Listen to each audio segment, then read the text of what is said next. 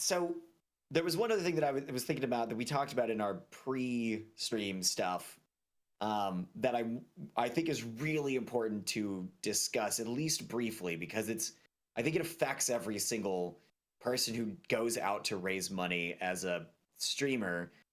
What happens if you don't hit your goal? How do we establish a goal that's a good goal? Does it actually matter if you don't hit it? Like if I go out there and I'm like, yeah, $80,000. I mean, of course it's possible, but what happens if I raise 8,000 instead? What if you set your goal at 500 and you raise 50? How do we think about this? How much does it matter? And I've got my own response, but I want to hear what you guys think about that for the conceptualization of it for everybody. I think it's more fun when you're involved in it rather than constantly trying to reach something to rather repeatedly smash a goal over and over and over and over again. I think it's just kind of like inherently more fun to set, not necessarily something that's easy, but a little bit more within reach rather than setting something a little bit more outlandish and, constantly being like, well, we destroyed that. Here we go. What's next? And just kind of going on in that manner. Yeah. I mean, I think it's important to, one of the things that I saw repeatedly said at the St. Jude Summit was, I plan to raise this much and I raised like this much and just blew it out of the water. I didn't know what to do. So at the same time of like the goals should be something like just lighthearted and fun. Like, I mean, if you don't raise your goal, it's not, you're still raising money, right? Like it goes back to every dollar making a difference.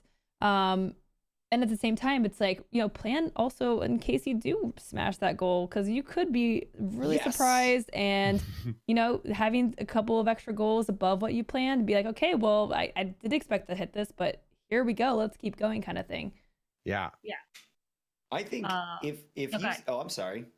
No, go. I talk too much. I need you get it out there. I talk a lot. I talk a lot too. I just start talking to my. Go ahead. Okay, fine. If you insist. Thank you. If I think setting an achievable, reasonable goal is far better than setting the super lofty one, while completely in agreement with be prepared with a lofty one on the backside, even if you don't mention it. I mean, you're welcome to if it's like, I'm gonna shave off my beard, which I never would want to do. It would seriously be like the 100K kind of a thing, where it's like, we're never gonna hit that, so I don't have to worry. But if we do, that is enough to do it. Have both, or a whole slew of them. One thing that you can't do, that you shouldn't do, is have a lofty goal that you then backtrack on, because you're not going to hit it. You're seeing that your fear, your anxiety is happening. You're like, we're going to raise $1,000, and then you by toward the end of the month you're at 70, and then you have to like what? You're going to go like, okay, well if we raise 100, that doesn't sit well with anybody who's interested in supporting. So you got to play with that psychology a little bit. If you have a $100 goal and then you smash it, wonderful. Celebrate that. People love celebrating. So do you, and it feels good. And then you're like, okay, well, no, that's what happens if we get to 200. Smashed it. Great. Right. Wonderful. What happens if we, right? You can go up with your goals, but you can't really backtrack on them. So I would always personally advise setting something that you know is reasonable and achievable, and being prepared to take it to the next level. What are those higher ones? What would they be? You don't have to publicize it though.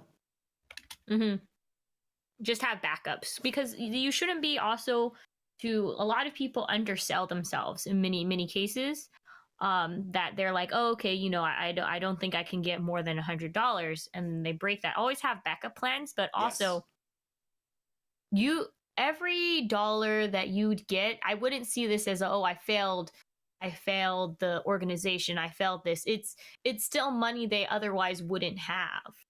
So I would say, like, for some people, there are some friends of mine that are kind of heartbroken and scared to do it this year because they didn't reach their goal. They didn't reach their stretch goal or anything like that. And I have to like sit down and actually talk to them, because I don't want to just like and then send something off quickly.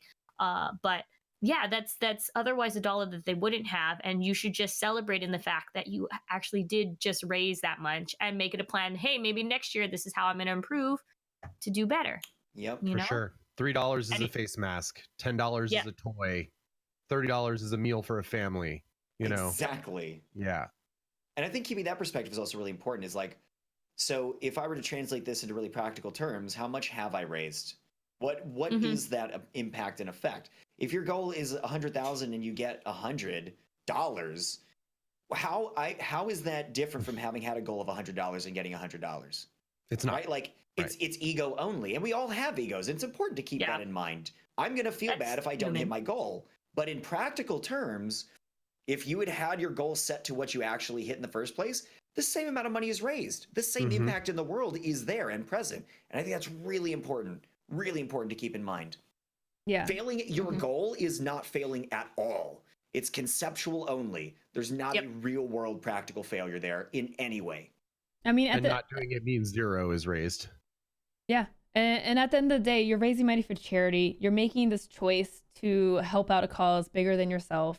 It's not a competition. It shouldn't be about pride or, you know, feeling bad that you're not doing enough, right? You're doing something. You're, even if you're just making the effort to wanting to help, that's more than most people do.